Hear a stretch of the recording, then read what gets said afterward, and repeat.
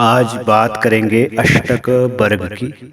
हमारे भारतवर्ष में फल कहने की 3 विधियां हैं। जन्म लगन से ग्रहों की स्थिति के अनुसार फल कहने की पहली विधि है जन्मकालीन चंद्रमा, जिसको चंद्र लगन भी कहते हैं। उस स्थान से ग्रहों की स्थिति के अनुसार फल कहने की जो विधि है वो दूसरी विधि है। एवं नवांश कुंडली के अनुसार जो हमें फल प्राप्त होता है वो जो है तीसरी विधि है। और लगन से शरीर का विचार होता है और चंद्रमा से मन का।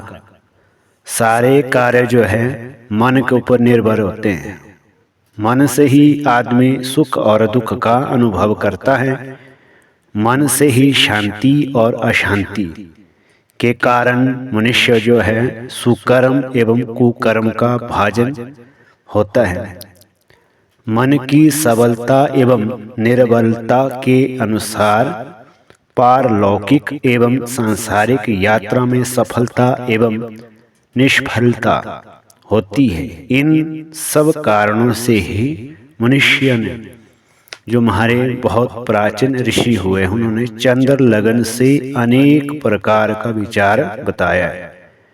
जन्म समय जिस राशि में चंद्रमा रहता है वह राशि प्रत्येक मनुष्य के जीवन का एक प्रबल स्थान माना गया है। अर्थात उस स्थान से जातक के जीवन की अनेक बातों का विचार हो सकता है।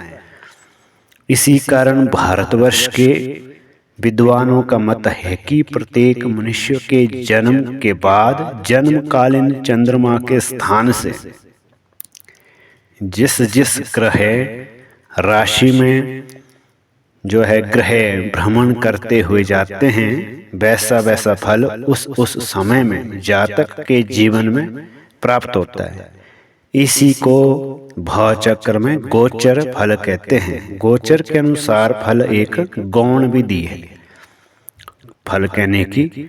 गोचर का उल्लेख भी हम विभिन्न वीडियो में करते आ रहे हैं और आगे भी करेंगे। इसको गौण फल का कारण कहते हैं कि संसार भर के मनुष्य मात्र के चंद्रमा इन्हीं 12 राशियों में से किसी में रहता है। अतएव साधारण गोचर फल अनुसार केवल 12 ही प्रकार के फल होंगे, परंतु ऐसा होता नहीं और होना भी नहीं चाहिए। इसी कारण महर्षि गण इस बात से सहमत है कि जन्मकालीन ग्रह स्थिति से अर्थात जन्म समय में जिस राशि में 7 ग्रह स्थित हो और लगन राशि भी स्थित हो, इन 8 स्थानों अथवा 8 के ऊपर जो है, जैसे अब ग्रहों का हर्षल यूरेनस ग्रह जोड़ दिए गए हैं। एक एक गोचर का फल यदि विचार किया जाए तो वह विचार विश्वसनीय होगा। इसी प्रकार विचार विधि को अष्टक वर्ग के अंतर्गत हम कहते हैं। कहा गया है कि स्वयं श्री शंकर भगवान ने प्रथमतः यामल में अष्टक वर्ग के विषय में बताया था। तत्पश्चात महर्षि पराशर ने, मणित्थ ने, बादरायण ने, यवनेश्वर आदि ने उनका ही अनुकरण किया। प्रत्येक ग्रह जन्म समय की स्थिति राशि पर अपना शुभ और अशुभ प्रभाव डालता है और इसी प्रकार जन्म लगन का भी अपना शुभ और अशुभ फल होता है। अर्थात प्रत्येक जन्म कुंडली में 7 ग्रह और एक लगन, अर्थात इन 8 स्थानों में कुछ विशेषता हो जाती है और इस विशेषता के ज्ञानार्थ यह विधि बतलाई गई है कि 8 स्थानों में 7 ग्रह एवं लगन किसी न किसी स्थान में शुभ फल देने वाले होते हैं। ग्रंथकारों ने इसका विवरण बृहद रूप से बतलाया है कि प्रत्येक ग्रह एवं लगन को सूर्य कुंडली, जिसको सूर्य अष्टक वर्ग कहते हैं, में अपने अपने स्थान से किसी किसी स्थान में बल होता है और चंद्र कुंडली, जिसको चंद्र अष्टक वर्ग कहते हैं, मंगल कुंडली, जिसको मंगल अष्टक वर्ग कहते हैं, बुध कुंडली, जिसको बुध अष्टक वर्ग कहते हैं, इसी प्रकार से बृहस्पति कुंडली जिसको बृहस्पति अष्टक वर्ग कहते हैं, शुक्र कुंडली जिसको शुक्र अष्टक वर्ग कहते हैं, शनि कुंडली जिसको शनिचर अष्टक वर्ग कहते हैं, राहु और केतु का इसमें ज्यादा स्थान नहीं दिया गया है, एवं लगन कुंडली जिसको लगन अष्टक वर्ग कहते हैं, में प्रत्येक ग्रह अपने अपने स्थान से जिस जिस स्थान में बल प्रदान करता है, इस शुभ फलदायित्व को रेखा या बिंदु द्वारा दिखाने का संकेत प्राप्त होता है। किसी ग्रंथकार ने बिंदु द्वारा शुभ फल माना और किसी ने रेखा के द्वारा। बिंदु और रेखा में कोई विशेषता नहीं।